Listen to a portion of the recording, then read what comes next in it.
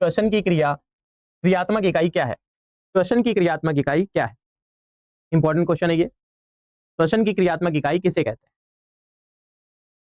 चलिए इसके बारे में थोड़ा सा देख लेते हैं, थोड़ा सा तो समझ लेते हैं प्रश्न को।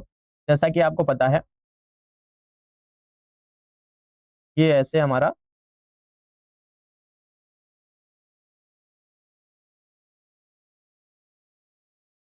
इस तरह से ये हमारा लंग्स होता है।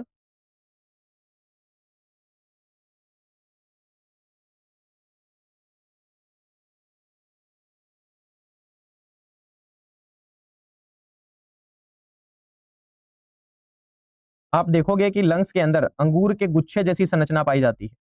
ऐसी संरचना, ये अंगूर के गुच्छे जैसी ये कुछ संरचनाएं होती हैं, समझे? ये जो संरचनाएं होती हैं इनको बोलते हैं एल्वियोल्स। क्या बोलते हैं? एल्वियोल्स, ठीक है। और इन संरचनाओं का ही सबसे इंपॉर्टेंट काम होता है, और भी जगह इस तरह से पाई जाती हैं। इनका कार्य क्या होता है? इनका मेन कार्य होता है लंग्स के सरफेस एरिया को बढ़ा देना, समझे? ये गो डाउन का काम करती है, समझे? अगर कोई चीज हमारे पास अधिक मात्रा में आती है तो हम उसको कहां पे रखते हैं? गो डाउन में जाके स्टोर कर लेते हैं, जो स्टोर रूम होता है, समझे? तो होता है क्या इसमें, सेम ऐसे हमारे लंग्स में जब ऑक्सीजन जाता है तो उस ऑक्सीजन को स्टोर करके रखने का काम कौन करता है? ये एल्वियोल ही करता है, समझे? तो ये क्या करेगा? हमारे लंग्स के सरफेस एरिया को बढ़ा देता है। ये इंपॉर्टेंट पॉइंट है, ध्यान रखिएगा। आंसर क्या होगा? एल्वियोल। अगला प्रश्न है, रक्त में ऑक्सीजन का परिवहन मुख्यतः किस रूप में होता है?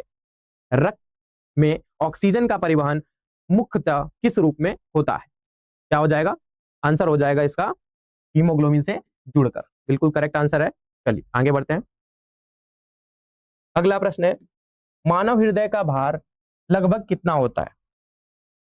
जो हमारा हृदय होता है, ठीक है, उसका भार लगभग कितना होता है? बताइए।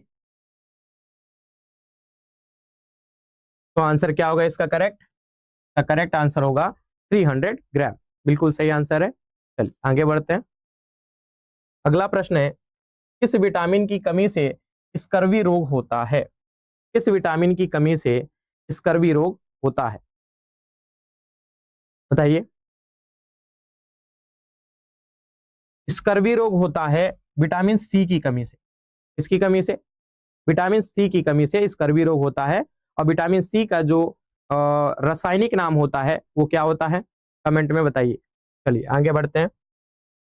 अगला प्रश्न है, मानव शरीर में कुल हड्डियों की संख्या कितनी होती है? ये सभी को पता होगा। कितनी होती है? 206 होती है। ओके, कितनी होती है? 206। अच्छा, और जो नवजात शिशु होता है उसमें लगभग कितनी हड्डियां होती हैं? उसमें होती हैं 300। कितनी होती है? लगभग 300। अलग बिल्कुल होती है, जुड़ी नहीं होती है, समझे? चलिए तो अगला हमारा प्रश्न है, पौधों में जल का परिवहन किस ऊतक द्वारा होता है? पौधों में जल का परिवहन किस ऊतक द्वारा होता है? तो बच्चे ये होता है जाइलम के द्वारा। एक प्रश्न और पूछ लेता है कि भोजन का परिवहन किसके द्वारा होता है, तो उसके लिए फ्लोएम लगाओगे। चलिए अगला प्रश्न हमारा है, पौधों में भोजन का परिवहन किस ऊतक के द्वारा होता है? अभी अभी जस्ट मैंने आपको बताया है, तो समय बर्बाद किए बिना आंसर क्या होगा इसका? फ्लोएम होगा। क्या होगा? फ्लोएम। चलिए कुछ बातें कर लेते हैं आपसे। तो बच्चे, अगर आपको ये वीडियो पसंद आ रही है तो हमें कैसे पता चलेगा कि आपको अच्छा लग रहा है? एक लाइक कर दो अगर वीडियो अच्छी लग रही है, और बुरी लग रही है तो डिसलाइक कर दो। ओके, और इस वीडियो को अगर पसंद आए तो जरूर शेयर करना। चलिए आगे बढ़ते हैं। जीन शब्द का प्रतिपादन किसने किया था? जीन शब्द का प्रतिपादन किसने किया था? जीन शब्द का प्रयोग किसने किया था सबसे पहले? तो इसका करेक्ट आंसर क्या हो जाएगा? जोहानसन ने किया था। किसने किया था? जोहानसन ने किया था। जीन शब्द का प्रयोग मेंडल ने नहीं किया था। शब्द की बात हो रही है। मेंडल ने इसको जीन नहीं कहा था, मेंडल ने इसको फैक्टर कहा था, समझे? ध्यान रखिएगा। चलिए आगे बढ़ते हैं। अगला प्रश्न है, मनुष्य के शरीर में सबसे बड़ी श्वेत रक्त कणिका कौन सी होती है? मनुष्य के शरीर की सबसे बड़ी श्वेत रक्त कोशिका कौन सी होती है? चलिए देखते हैं। तो क्या हो जाएगा इसका करेक्ट आंसर? इसका करेक्ट आंसर होगा मोनोसाइट। कौन सी होगी? मोनोसाइट।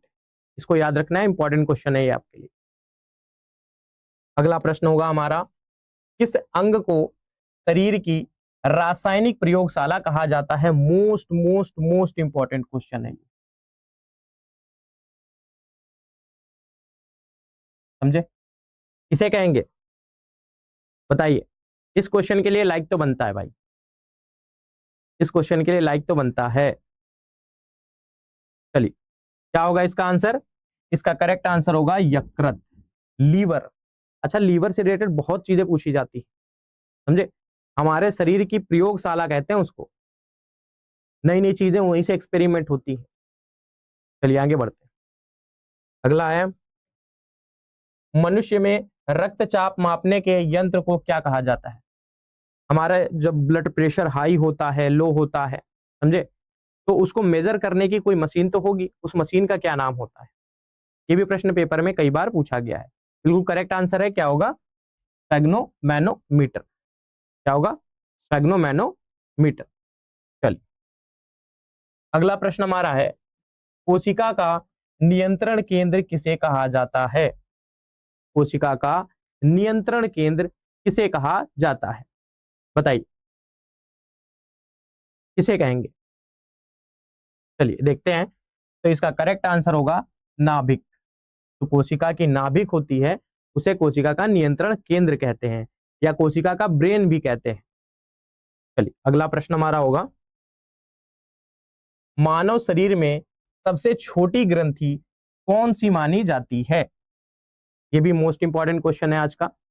हमारे शरीर की जो सबसे छोटी ग्रंथि है, वो इनमें से कौन सी होगी?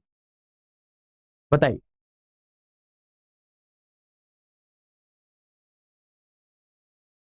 चलिए देखा जाए, तो हमारे शरीर की सबसे छोटी ग्रंथि होती है पीनियल ग्लैंड। इसके बारे में कुछ जानकारी मैं आपको दे देता हूं, ठीक है? पीनियल ग्लैंड क्या होता है? ये हमारा जो ये दोनों आंख दिख रहा है, आंख जो है, आंख के बीच में जस्ट ये वाला जो हिस्सा आपको दिख रहा होगा, ठीक है? इसके अंदर अगर 1 से 2 इंच अंदर जाओगे, समझे, तो यहाँ पर एक छोटी सी ग्रंथि पाई जाती है, जो हमारे दोनों ब्रेन, जो बायलेटरल ब्रेन होता है ना, उस ब्रेन के हिस्से में बीच में पाई जाती है, छोटी सी होती है, सबसे छोटी, समझे? इसका काम क्या होता है?